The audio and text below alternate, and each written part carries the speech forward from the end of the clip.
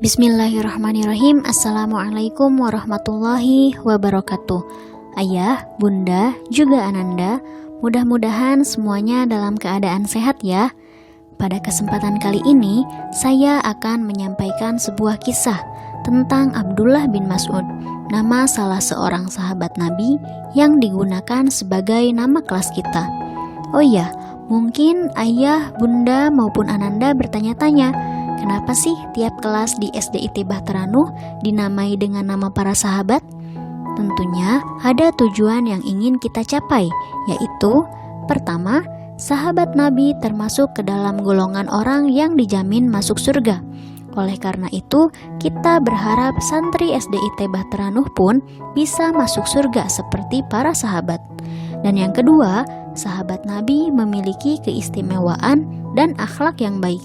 Kami berharap santri SDIT Bahtera Nuh pun memiliki keistimewaan dan akhlak yang baik ketika di sekolah, di rumah, maupun di masyarakat. Nah, sekarang simak baik-baik kisahnya ya. Abdullah bin Mas'ud.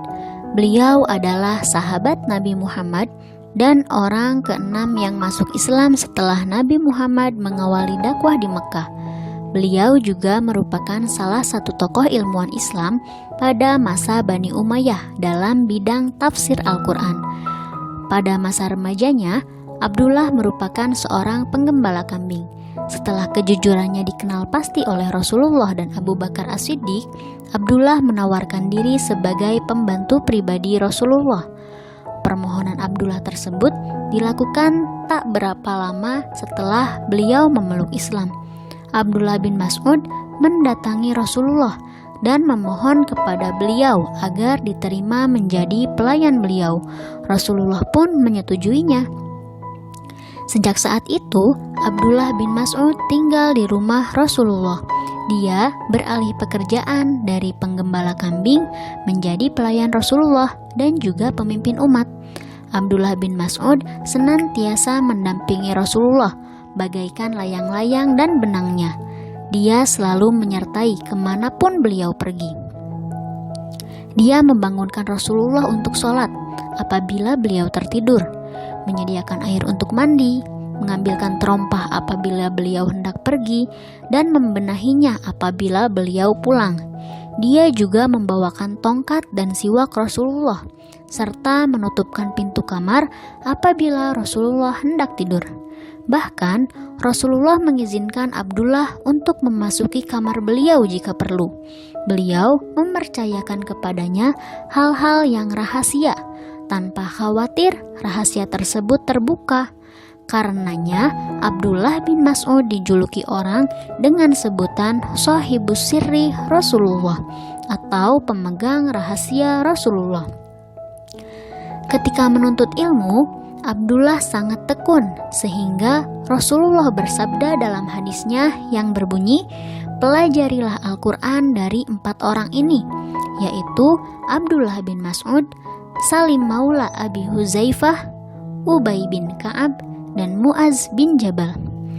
Di masa hidupnya, Abdullah memiliki banyak jasa dan perjuangan.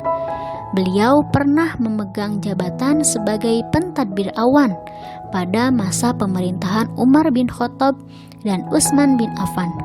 Bakat kepemimpinannya sebanding dengan seorang sahabat Nabi yang terkemuka, yaitu Muhammad bin Maslamah. Abdullah bin Mas'ud pada awalnya dikenal sebagai pelayan dari Uqbah bin Abu Mu'aid dan salah satu sahabat Nabi Muhammad yang terdahulu dalam memeluk agama Islam. Ia memiliki kepandaian dan pengetahuan yang mendalam tentang Islam.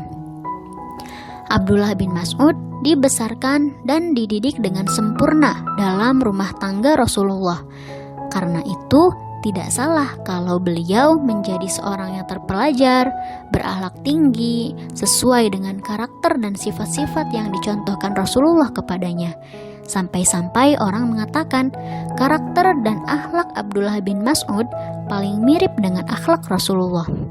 Abdullah bin Mas'ud pernah berkata tentang pengetahuannya mengenai kitabullah sebagai berikut.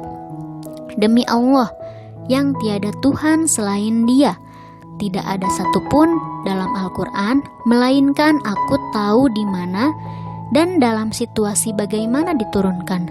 Seandainya ada orang lain yang lebih tahu daripada aku, niscaya aku akan datang belajar kepadanya.